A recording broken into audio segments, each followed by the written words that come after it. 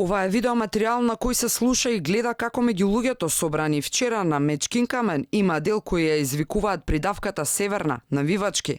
Но ова видео за пиар тимот на владата е срамна вест, во која дел од медиумите лажеле дека некои луѓе скандирале Северна. Тоа е лажна, фейк, тажна продукција од нивните подрумски центри за манипулација. Тоа доаѓа од оние кои не можат да се помират дека во нашата земја доминира и победува концептот на заедништвото. Денес во Крушево ечеше од зборовите Илинден, Македонски, Македонија, заедно иднина.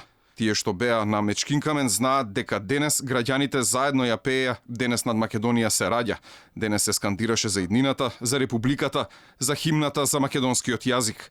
Во Крушево ечеше паролата "Сите сме деца на Илинден". Пишува Маријан Забрчанец на една од социјалните мрежи. Другиот дел од новинарските екипи потврдуваа дека го слушнале скандирањето, меѓу кои и екипата на Алфа, но не успеале да го сниматот и траело кус период, а во моментот снимателите ги местеле камерите. Но и покрај сето ова, за Забрчанец се е лага. Неговата констатација стои уште на социјалната мрежа, но не е и еден коментар од известен член на Социјалдемократскиот сојуз, кој прв се произнел по напишаниот статус, во кој самиот член признава дека извикувањето Северна не е лажна вест. Не е лажна вест. И јас бев меѓу тие кои скандираа Северна, Северна, и тоа беше заради тоа што група од 20 луѓе од диаспората скандираа никогаш Северна.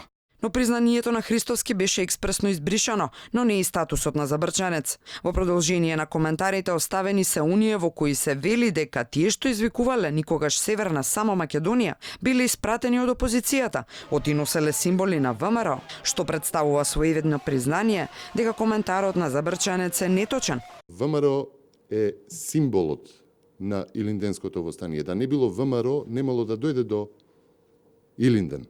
Немало да се случи таа 903-та, таа Крушевска република. И јас не знам што би било од знамиња кои што го символизираат Илинден 903-та, што е тука провокаторско. Скандирањето кое што вчера се случи на Мечкин камен беше срамно, понижувачки за празнувањето на Илинден, но понижувачки и срамно беа и делови од говорот и на Мечкин камен, но и од вилата Водно. На 24 јули премиерот презентираше план за борба против лажните вести. Рече оти акцијска група ќе ги анализира и следи нападите од лажни вести од медиумите. Но прашањето е кој ќе ги лови така наречените фейк ньюс, кога лично владата ги сервира.